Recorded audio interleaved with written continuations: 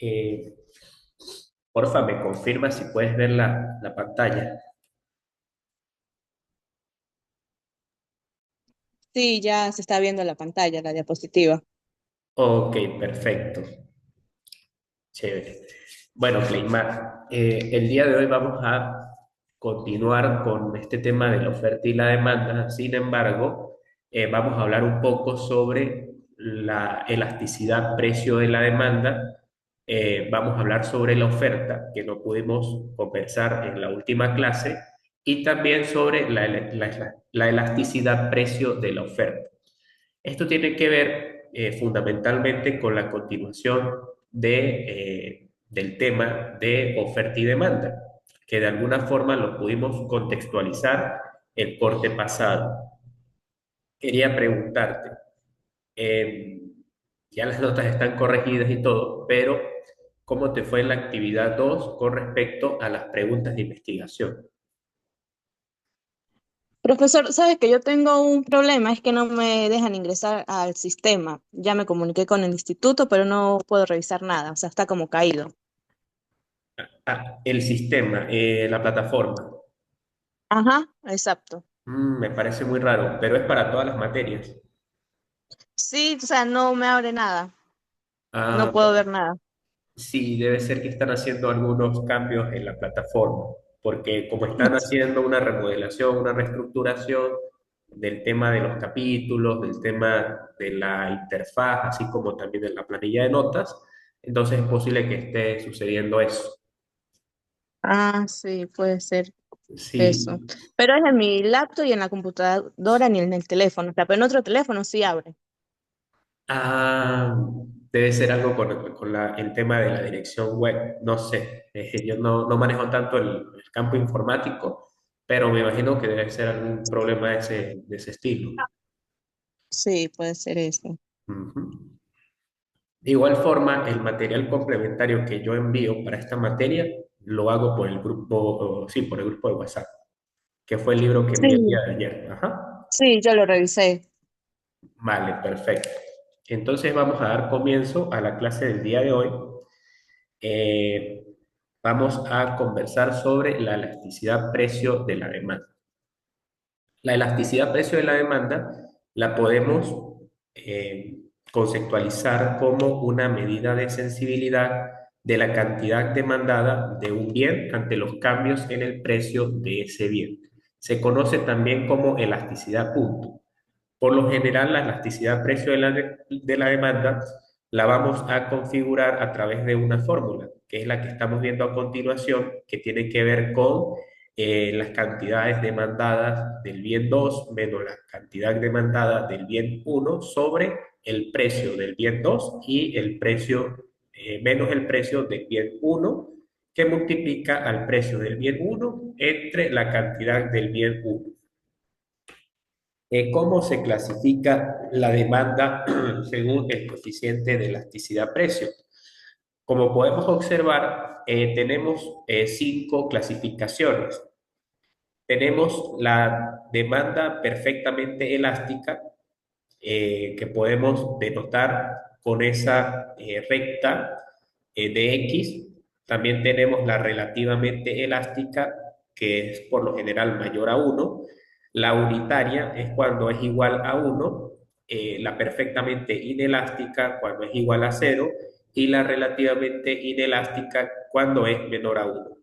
Todas estas clasificaciones nos permiten observar de que al momento de hacer la comparación dos bienes para identificar su elasticidad, estos nos permitirá conocer cuál es la variación que tiene en cuanto a los precios. Y por eso es que es muy importante conocer la elasticidad precio.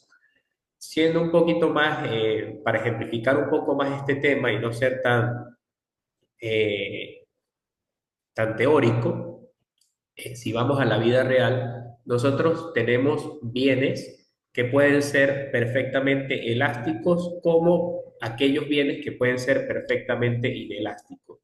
Hay una clasificación donde pueden entrar, por ejemplo, los medicamentos, pueden entrar, por ejemplo, al otro extremo, algunos alimentos, como es el tema de la sal, y así sucesivamente tenemos esta configuración que la podemos chequear. Entonces, para que lo tengas un poco en cuenta. Dame un momento, Cleimar, por favor. Ok, está bien.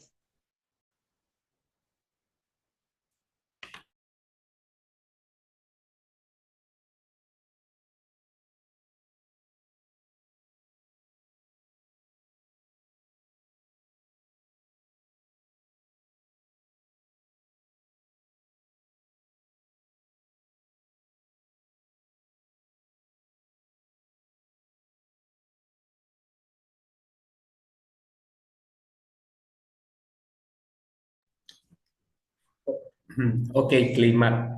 Seguimos acá. Como bien te lo estaba comentando, tenemos casos de bienes que podemos de alguna manera hacer esa clasificación. Más adelante, si la diapositiva lo proyecta, podemos ver algunas ejemplificaciones sobre eso. De igual forma, es importante que al momento de hacer el mapa conceptual, porque la primera actividad tiene que ver con el mapa conceptual, tú puedas investigar de alguna manera cuáles son las características que tienen cada uno de estos tipos de bienes, para que puedas saber cómo es la clasificación, pero ya desde un punto de vista mucho más práctico. Entonces, para que lo tengas en cuenta. ¿Me escuchas, Claymar? Sí, se escucha bien. Vale, perfecto. Vamos a seguir acá.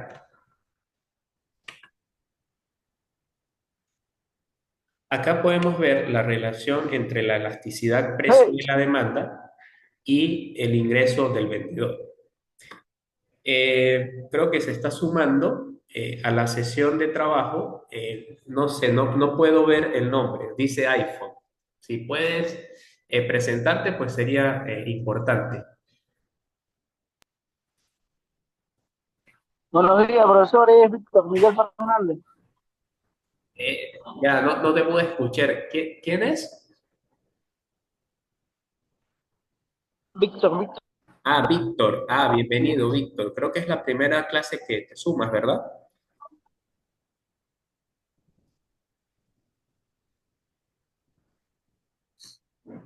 Sí, la segunda, creo. Ok, perfecto, Víctor. Estamos hablando sobre la elasticidad precio de la demanda, que ya es un tema que nosotros pues vamos a perfeccionar de cara al tercer corte, que es la primera actividad donde vamos a ver este tema.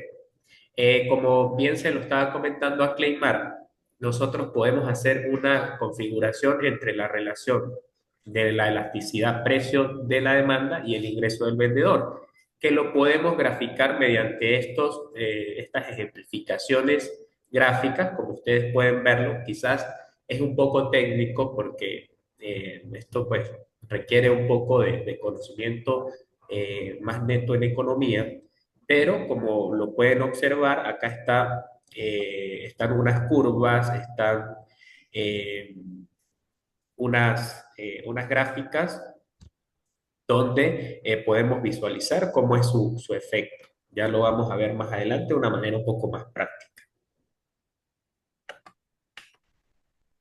Ok. También tenemos la elasticidad arco promedio, que mide la variación porcentual de las cantidades demandadas del bien X provocadas por la variación porcentual del precio del bien X entre los puntos A y B. Acá vemos la representación de lo que puede ocurrir al momento de suceder este tipo de variaciones en los precios de un bien.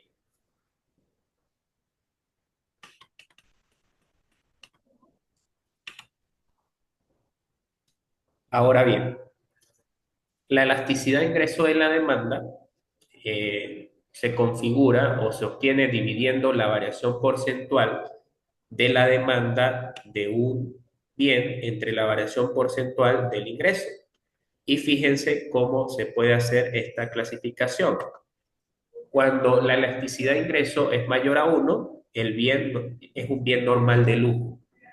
Cuando está entre menor o igual a 0 y sí, perdón, cuando está en 0 es un bien normal necesario. y cuando es menor a cero es un bien inferior. Cuando contextualizamos esto en la vida real para que lo vean un poco más práctico y no se queden con esta teoría que es un poco compleja y por los supuestos que se hacen, nosotros tenemos en la economía un conjunto de bienes o productos que son de lujo. Les pregunto, ¿qué tipo de bienes de lujo ustedes pueden considerar en una economía?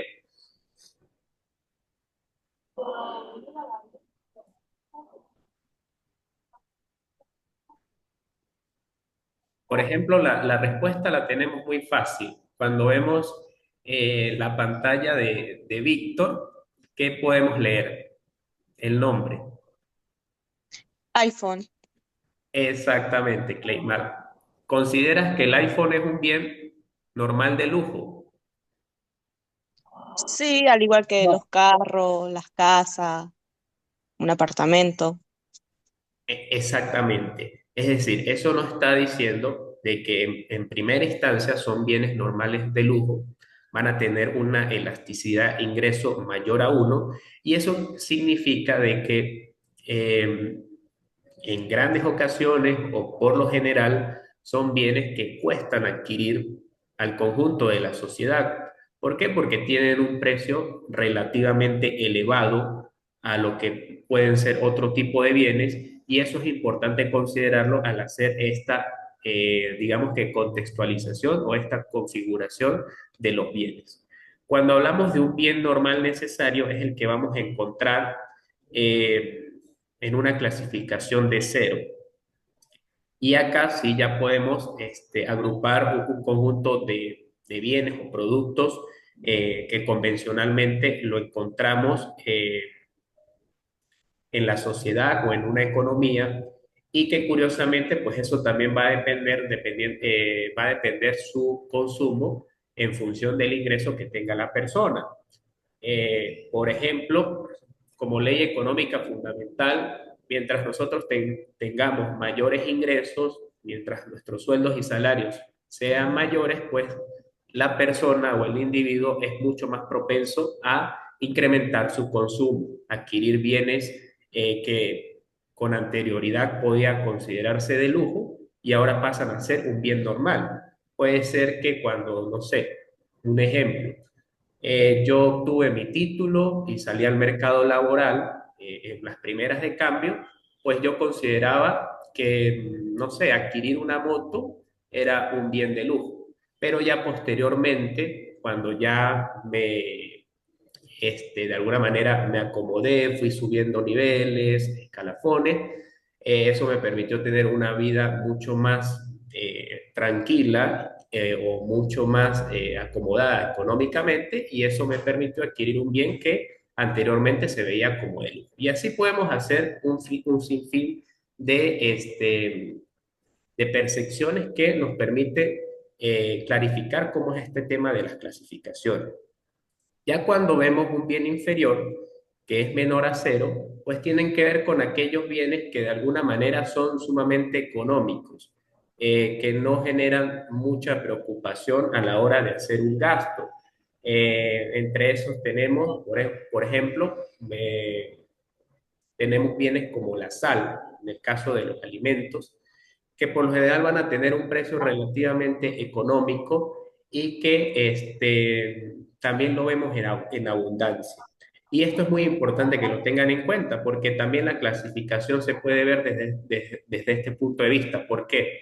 Porque los bienes normales de lujo son bienes que por lo general van a tener una demanda mucho más reducida, donde no toda la población o la sociedad puede adquirirlos, mientras que los bienes inferiores son productos donde la mayor cantidad de personas o la sociedad en conjunto, independientemente de su clase social, de su clase alta, que sea clase alta, clase media o clase baja, pues puede adquirirlos sin ningún problema, porque son sumamente económicos. Entonces, eso es lo que yo quiero que ustedes de alguna manera vislumbren con el significado de la elasticidad ingreso.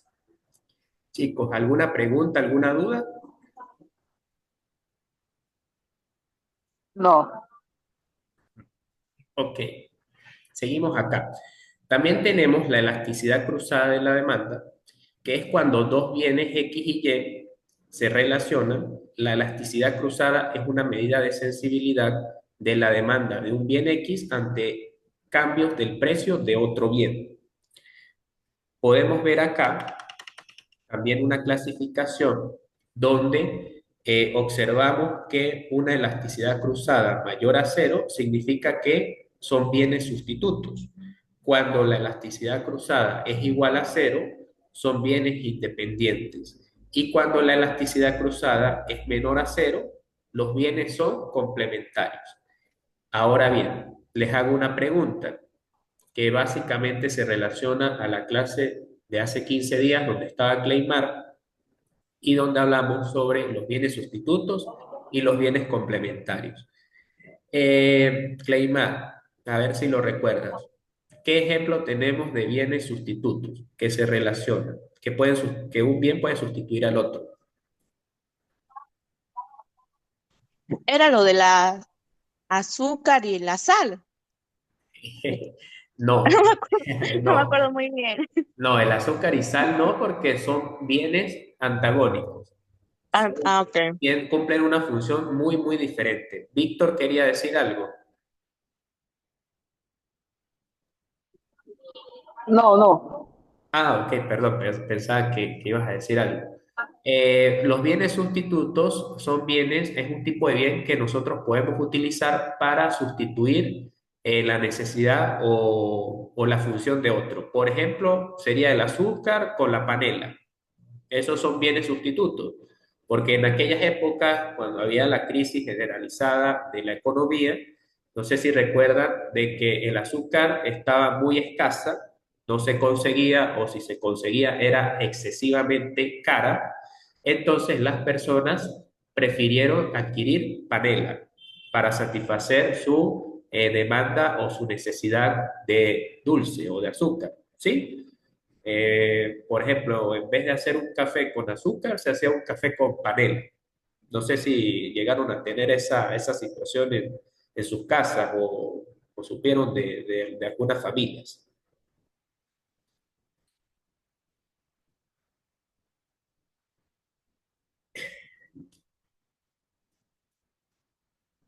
Si me escuchan, chicos. Sí, profesor. Sí, sí, sí, sí, sí. Ok, perfecto. Entonces, eso es un ejemplo de bienes sustitutos. Los bienes independientes, cuando vemos que es igual a cero, tienen que ver con dos tipos de bienes que no se relacionan para nada. Por ejemplo, un carro con un hotel. Ahí no tiene ningún tipo de relación. No vamos a tener una asociación entre esos dos tipos de productos. O, por ejemplo, una sal con un escritorio. Esos son dos bienes totalmente independientes porque cumplen funciones muy, muy diferentes en una economía. Mientras tanto, tenemos los bienes complementarios, que son aquellos que nosotros funcionamos para hacer un producto final o un producto definitivo. Como por ejemplo, ¿cuáles? Claymar o Víctor. No sé si tienen algunos ejemplos de bienes complementarios. No, yo podría ser este,